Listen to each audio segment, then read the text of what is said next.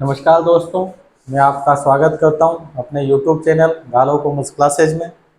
गालो commerce classes की class 11th की अकाउंटेंसी की आज क्लास है। पिछली क्लास में मैंने आपको जनरल एंट्रीज करके बताई थी और आज हम कुछ स्पेशल जनरल एंट्रीज करेंगे जिसमें ट्रेड डिस्काउंट, कैश डिस्काउंट इस पर डिस्कस करेंगे। चेक से पेमेंट होता है उस पर डिस्कस करेंगे। कोई हम बिजनेस स्टार्ट कर रहे हैं तो उसमें पेमेंट लगाते हैं तो उस टाइम पे हमें कौन सी जनरल एंट्री करनी चाहिए। तो जो ये स्पेशल जनरल एंट्रीज हैं उस पर डिस्कस करने के लिए आज हम हमारी इस क्लास में आए हैं। तो some special journal entries rules यही हैं, लेकिन कोई सी भी जनरल एंट्री आ जाए उसमें रूल तो आपके यही अप्लाई होंगे, लेकिन कुछ स्पेशल ट्रांजेक्शन्स होते हैं उनको हमें समझना बहुत जरूरी है, तो वो मैं आपके सामने क्लियर कर रहा हूँ। जिस आप लिख सकते हैं, अगर नोट्स तैयार कर रहे हैं तो आप उसमें लिख सकते हैं सम स्पेशल ट्रांजेक्शंस, कुछ विशेष व्यवहार। तो इसमें सबसे पहले मैं आपको बताऊंगा नकद पैसे लगाकर व्यापार प्रारंभ किया।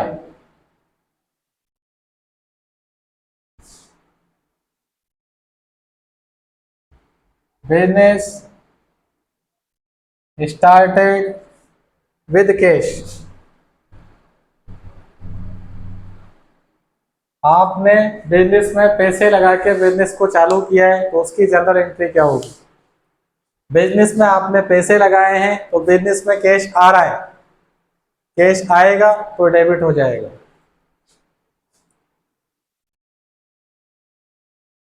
Cash account debit to capital. बच्चों मैं आपको आगे पढ़ाऊंगा, हालांकि अभी भी मैं शॉर्ट में बता देता हूँ।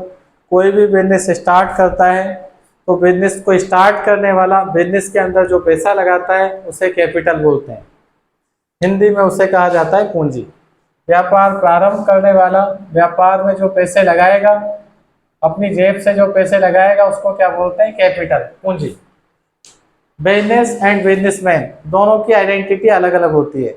जो क्लास 11 की बिजनेस ऑर्गेनाइजेशन की क्लास है उसमें आप पढ़ोगे व्यापार और व्यापारी दोनों अलग अलग होते हैं। बिजनेस कहता है कि आप अलग हो और मैं अलग हूँ। आपने बिजनेस में पैसा लगाया है तो बिजनेस ये कहता है कि मेरे पास कैश आया है और ये कैश आपने मुझे दिया है, तो अपने ऊपर जिम्मेदारी समझता है वो लायबिलिटीज। लायबिलिटीज जो दायित्व होते हैं, लायबिलिटीज होती है वो हमेशा क्रेडिट होती है। इसी कारण क्योंकि बिजनेसमैन है, हमने बिजनेस को पैसा दिया है तो बिजनेस की जिम्मेदारी है कैपिटल, इसलिए इस कैपिटल को जनरल एंट्री में क्रेडिट करते हैं। ये इसका कॉन्सेप्ट है क्रेडिट करने का कारण।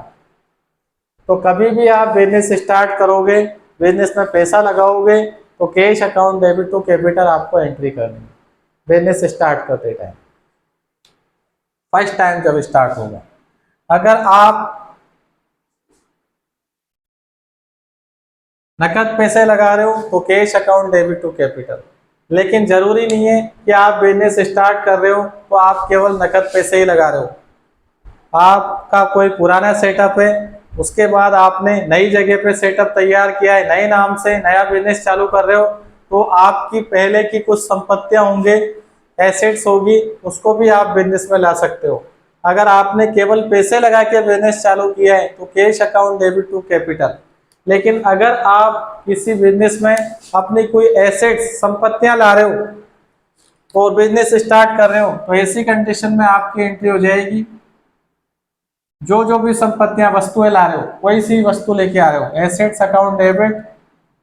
और अगर आप पैसे भी लगा रहे हो तो जितना पैसा लगा रहे हो उसे तो कैश अकाउंट डेबिट लिख देना, और कोई प्रॉपर्टी लगा रहे हो बिजनेस में तो उसका नाम लिख देना। मशीन लगाई तो machine account debit to capital. अगर आप नकद पैसे लगा के ही बिजनेस स्टार्ट कर रहे हो तो आपकी एंट्री हो जाएगी cash account debit to capital. और अगर आपने कोई प्लांट, मशीनरी, फर्नीचर, कोई एसेट्स और कैश सब लगाया, तो जितनी संपत्तियां लगाई है उन सबके नाम आ जाएंगे। Plant account debit 10,000, machine account debit 40,000, जितने जितने रुपए की एसेट्स लगाई है उन सबको डेबिट करके उनका नाम लिख देना है। जितने आपने पैसे लगाए हैं कैश अकाउंट डेबिट करके वो लिख देना है, और इन सब का टोटल कैपिटल साइड में कर देना है। सपोज करो 10 लाख रुपए की एसेट्स लगाई और 5 लाख रुपए नकद लगाए, तो टोटल मिला के आपकी एंट्री हो जाएगी cash account debit to capital. Assets account debit 10 lakhs, cash account debit 5 lakhs to capital 15 lakhs। यह बिजनेस स्टार्ट करने की एंट्री है।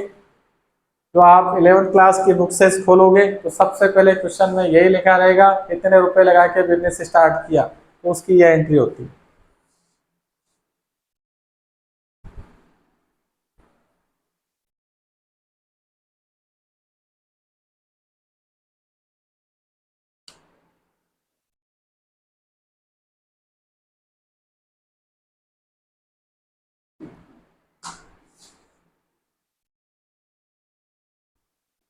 बैंक संबंधी प्रविष्टियां,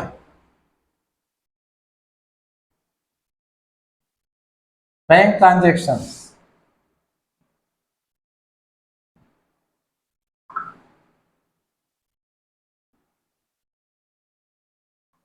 बैंक से संबंधित प्रविष्टियां।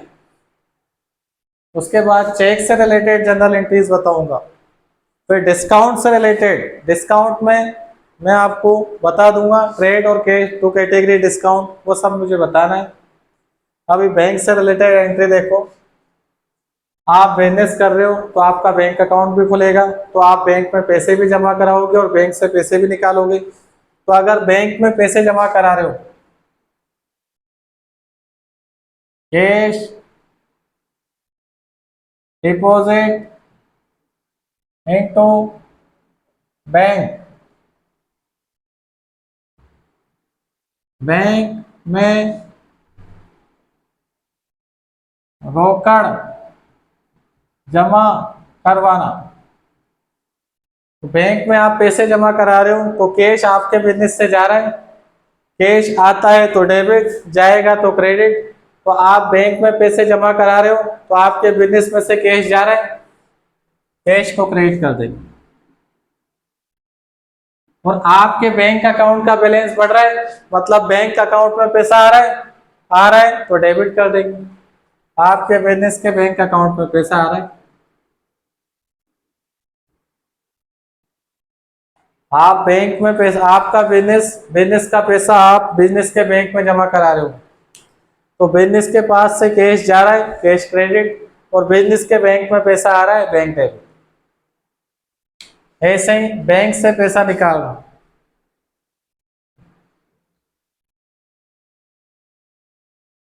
कैश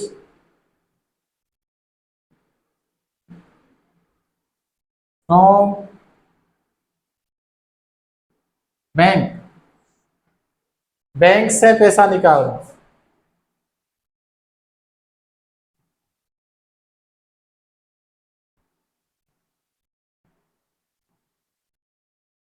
आप बैंक से पैसा निकाल रहे हो,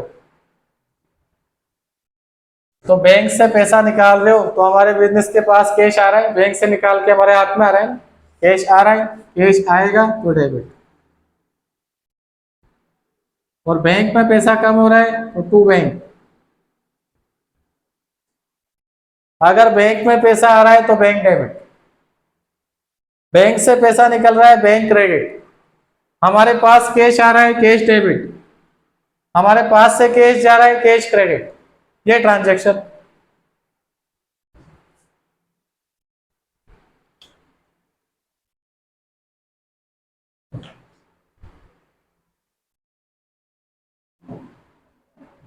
क्लियर?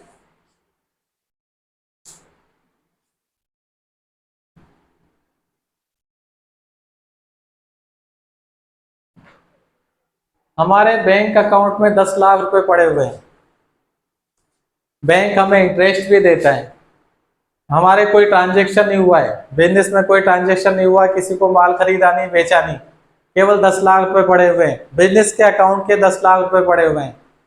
बैंक ने उसे ब्याज दे दिया, तो ब्याज का पैसा डायरेक्ट हमारे अकाउंट में आता है, एक मैसेज आता है आपके मोबाइल, कितने रुपए interest credited in your bank account. Clear? तो इंटरेस्ट हमें मिल रहा है तो हमारी इनकम है, इनकम है तो इंटरेस्ट, इनकम है तो क्रेडिट हो जाएगी। अब पैसा कैश आता तो कैश डेबिट करते, डायरेक्ट ही बैंक में आ रहा है तो बैंक का अकाउंट बढ़ रहा है ना, तो बैंक अकाउंट डेबिट हो जाएगा। हमारे बैंक में अकाउंट में 10 लाख रुपए पड़े हुए हैं, महीने भर में या 6 महीने में सबके अकाउंट का अलग अलग रूल है। बैंक से पैसा आता है ब्याज का, इंटरेस्ट, तो बैंक हमें इंटरेस्ट देता है, तो हमारे एक मैसेज आता है 1200 interest credited in your bank account. आपके बैंक अकाउंट में 1200 रुपए क्रेडिट कर दिए गए ब्याज के। तो ब्याज हमारी इनकम है, इनकम क्रेडिट होता है इसलिए इंटरेस्ट क्रेडिट हुआ।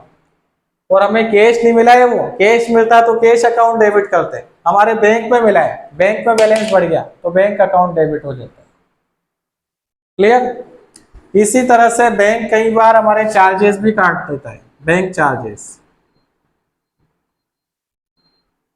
बैंक चार्जेस, एटीएम कार्ड का पैसा चार्ज काट लेता है, हम हमें जो मैसेज दिए जाते हैं उसका इंटरेस्ट कोई पेमेंट काट लेता है, या हम डायरेक्ट अलाउड कर देते हैं कि लाइट का बिल डायरेक्ट ही बैंक से पेमेंट हो जाए तो हमारे बैंक का बैलेंस बंद होता है। तो हमारे सपोज करो बैंक किसी भी तरह से चार्जेस काट रहा है तो हमारा बैंक का बैलेंस कम होएगा, बैंक का बैलेंस बढ़े तो बैंक डेबिट, बैंक का बैलेंस कम होगा तो बैंक क्रेडिट। तो कोई भी चार्ज अगर बैंक हमारे पे लगा रहा है तो हमारे अकाउंट से पैसे काट लेगा तो बैंक बैलेंस कम हो जाएगा, बैंक से पैसा कम हो रहा है बैंक को क्रेडिट कर दो, और वो जो चार्ज लगाना है उसका नाम लिख दो, सपोज करो नोटिंग चार्जेस लगा दिए, उसको डेबिट लिख दो। सपोज करो मैसेज का चार्ज लगा दिया तो मैसेज डेबिट कर देंगे। तो जो भी चार्ज बैंक लगा रहा है, डेबिट कार्ड का चार्ज लगा रहा है, डेबिट कार्ड चार्ज डेबिट हो गए। आपके मोबाइल में मैसेज आता है debit card facility charges debited from your bank account, debited from your bank account लिखा हुआ आता है अगर आपके बैंक से पैसा निकाल कोई चार्ज लगाया जाता है। और अगर आपके बैंक में पैसा बढ़ रहा है, इंटरेस्ट देता है बैंक, तो लिखा रहता है interest credited in your bank account. Meaning समझ में आ रहा है? वो जो लैंग्वेज आ रही है आपके मोबाइल में, जो लैंग्वेज आती है, मैसेज आते हैं, वो जनरल एंट्री है। ये 1200 रुपए आपके अकाउंट में इंटरेस्ट क्रेडिटेड कर दिया गया, आपकी इनकम है क्रेडिट, बैंक बैलेंस बढ़ गया। और डेबिट कार्ड का चार्ज काट लिया गया तो आपकी लैंग्वेज आती है debit card charges debited from your bank account. आपके बैंक अकाउंट से डेबिट कार्ड का चार्ज काट लिया गया है तो खर्चा है डेबिट, बैंक अकाउंट में बैंक कम हो रहा है क्रेडिट। ये मीनिंग होता है उस लैंग्वेज का।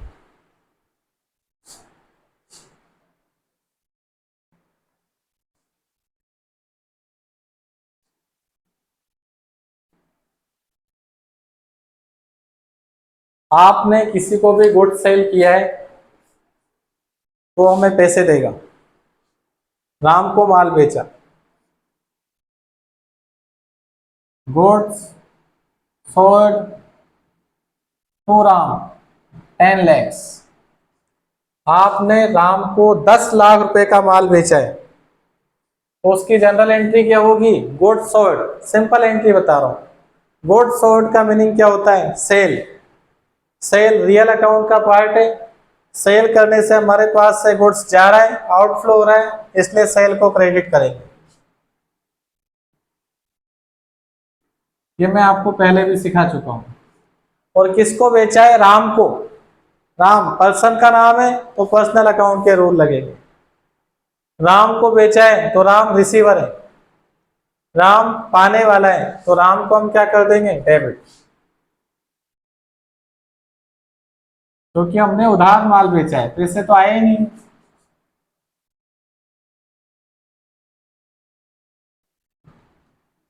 क्लियर? अब सपोज करो कुछ टाइम बाद राम ने हमें पैसे दे दिए, राम ने 10 लाख रुपए में दे दिए।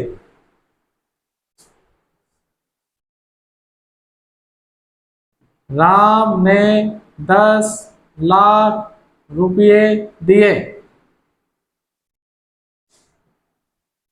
Cash head by Ram. तो कोई माल खरीदने बेचने का ट्रांजेक्शन नहीं हो रहा है, पहले के पैसे हैं जो दे रहे हैं, तो इसमें नाम और नकद दोनों आएगा। जब भी कोई ट्रांजेक्शन हो रहा हो, माल खरीद रहे और बेच रहे हैं, तब नाम के साथ नकद का यूज किया जाए, तब नेम मीनिंगलेस होता है, ये मैंने आपको पढ़ाया था। लेकिन यहाँ पे कोई सौदा नहीं हो रहा है, सौदा तो पहले हो चुका है। अब राम को पैसे देने थे, अब दे रहा है वो। ट्रांजेक्शन तो पहले ही हो चुका है, अब राम को पैसे देने थे, वह दे रहा है। वो तो सौदा तो पहले ही हो गया, राम हमें पैसे दे रहा है, तो अब नाम और कैश दोनों आएगा।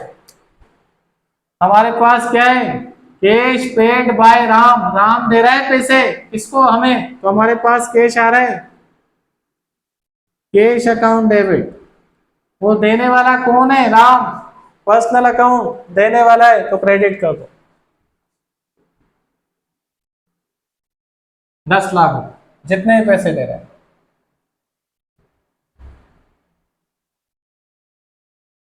क्लियर, ये चीज है। लेकिन मैंने आपसे कहा था कि आज जो मैं आपको पढ़ा रहा हूं बैंक ट्रांजेक्शन से रिलेटेड पढ़ा रहा हूं, ये तो उसने नकद दे दिए। सपोज करो लैंग्वेज ये आती कि राम ने सीधे बैंक में जमा करा दिए 10 लाख रुपए। राम ने 10 लाख रुपए सीधे ही आपके बैंक में जमा करा दिए। ₹10 lakh deposited in your account by Ram. तो आपके पास मैसेज आएगा ₹10 lakh credited in your bank account by Ram. Ram ने आपके अकाउंट में 10 लाख रुपए जमा करा दिए, तो पैसा कैश नहीं आया है, 10 लाख रुपए बैंक में आए हैं। वो जब भी बैंक में पैसा जमा होएगा, बैंक अकाउंट डेबिट हो जाएगा। 10 लाख रुपए डायरेक्ट बैंक में जमा करा दिए राम ने, देने वाला राम। क्लियर, ये बैंक से रिलेटेड ट्रांजेक्शन। आप बैंक को कई बार ऑर्डर कर देते हो कि लाइट का बिल, टेलीफोन का बिल, डेबिट कार्ड का चार्जेस, गैस का बिल, ये सब डायरेक्ट बैंक से डिपॉजिट हो जाए। LIC, तो ऐसी कंडीशन में बैंक से पैसा निकलता रहता है, तो तब एंट्री क्या होगी, बैंक अकाउंट डेबिट। बैंक से पैसा जा रहा है तो बैंक क्रेडिट होगा। इलेक्ट्रिसिटी बिल बैंक से जा रहा है, electric bill account debit to bank, journal entry हो जाएगी, आपका बैंक अकाउंट कम हो रहा है।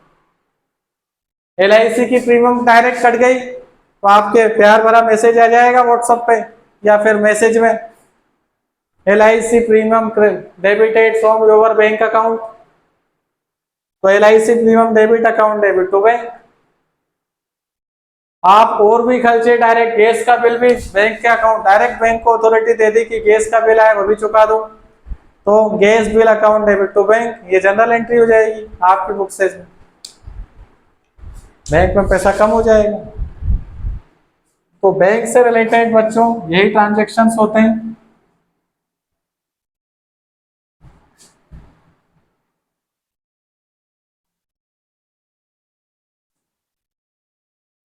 जनरल एंट्रीज में आज हमने बैंक से रिलेटेड ट्रांजेक्शन पढ़े।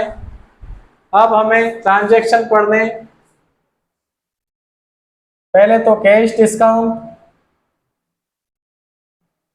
और ट्रेड डिस्काउंट का मीनिंग समझना है। नेक्स्ट जो आपकी क्लास होगी उसमें मैं आपको कैश डिस्काउंट और ट्रेड डिस्काउंट का मीनिंग बताऊंगा। GST चार्जेस, आप एक होटल पे खाना खाने जाते हैं, 1000 रुपए की थाली होती है, थाली की कीमत 1000 रुपए, जिसमें आपको अलग अलग वैरायटी का खाना मिलेगा, लेकिन आप पे GST 18% लगा के वो 1180 रुपए आपसे ले लिए जाते हैं, 18% GST लगा के। तो जो GST है उसको कहाँ लिखें, वह जनरल एंट्रीज में मैं आपको नेक्स्ट क्लास में बताऊंगा। ट्रेड और कैश डिस्काउंट का मतलब आप समझ लो, डेफिनेशन मीनिंग तो मैं आपको कॉन्सेप्ट तो अभी क्लियर कर देता हूँ। ट्रेड डिस्काउंट का मीनिंग क्या होता है, बच्चों, कंपनी की तरफ से जो ऑफर दिया जाता है, जो डिस्काउंट दिया जाता है, वो ट्रेड डिस्काउंट होता है। इसका कभी रिकॉर्ड नहीं होता। इसे हिंदी में बोला जाता है व्यापारिक बट्टा। 1,000 रुपये का कोई थिंग्स है, कोई वस्तु है, उस पर कंपनी ने कह दिया ट्रेड डिस्काउंट, व्यापारिक बट्टा। बिजनेस की तरफ से आपको डिस्काउंट दिया जा रहा है 10%। तो बिजनेस की तरफ से डिस्काउंट दिया जा रहा है, कंपनी खुद डिस्काउंट दे रही है 10%। तो 1,000 रुपये लिखा हुआ है और कंपनी 10% डिस्काउंट दे रही है, तो वो ट्रेड डिस्काउंट है, व्यापारिक बट्टा। तो 1,000 रुपये का 10%, 10%, 100 हटा लो, जो 900 बचेगा वही ओरिजिनल सेलिंग प्राइस है। जो 10% डिस्काउंट दिया जा रहा है कंपनी की तरफ से, ट्रेड डिस्काउंट, व्यापारिक बट्टा, तो उसको रिकॉर्ड नहीं किया जाता। वो आपके गुड्स की वैल्यू 900 ही मानी जाती है, 900 रुपये। ये होता है ट्रेड डिस्काउंट, जो अनरिकॉर्डेड होता है, इसका कभी रिकॉर्ड नहीं किया जाता। दूसरा डिस्काउंट है कैश डिस्काउंट, ये रिकॉर्डेड होता है। दो तरह के डिस्काउंट है, ट्रेड और कैश। अगर व्यापारिक बट्टा दिया है ट्रेड डिस्काउंट, तो अनरिकॉर्डेड होगा, केवल रिड्यूस कर लेना है वैल्यू में से और कुछ नहीं करेंगे। लेकिन अगर कैश डिस्काउंट है तो रिड्यूस होगा। क्यों? क्योंकि अब वो ट्रेंड नहीं है, हम दे रहे हैं, ऑफर दे रहे हैं। तो जो ऑफर दिया जाता है वो कैश डिस्काउंट है, और ट्रेड डिस्काउंट अनरिकॉर्डेड होता है, इसकी कोई जनरल एंट्री कहीं भी नहीं होती है, व्यापारिक बट्टा कहा जाता है। केवल नकद बट्टा, कैश डिस्काउंट होता है, उसी की जनरल एंट्रीज की जाती है। बिजनेस के लिए कैश डिस्काउंट नुकसान है, खर्चा है, इसलिए डेबिट होगा। हम बिजनेस की तरफ से पढ़ रहे हैं। अब बात करें जीएसटी की, तो जीएसटी तो बिजनेस रिकवर करता है, तो जीएसटी क्रेडिट होएगा। हम दे रहे हैं, होटल पे खाना खाने जाते हैं तो 1,000 रुपये की थाली के 1,000 रुपये और 180 रुपये अलग से जीएसटी के देते हैं, तो हमारे लिए तो एक्सपेंसेज है, और बिजनेस के पास आ रहा है, इसलिए जीएसटी क्रेडिट होगा। ये कॉन्सेप्ट तो मैंने आपको अभी बता दिया है। इससे रिलेटेड जो जनरल एंट्रीज है वो हम नेक्स्ट क्लास में पढ़ेंगे। आज की क्लास में इतना ही, और कल फिर मिलेंगे। तब तक जय हिंद, जय भारत।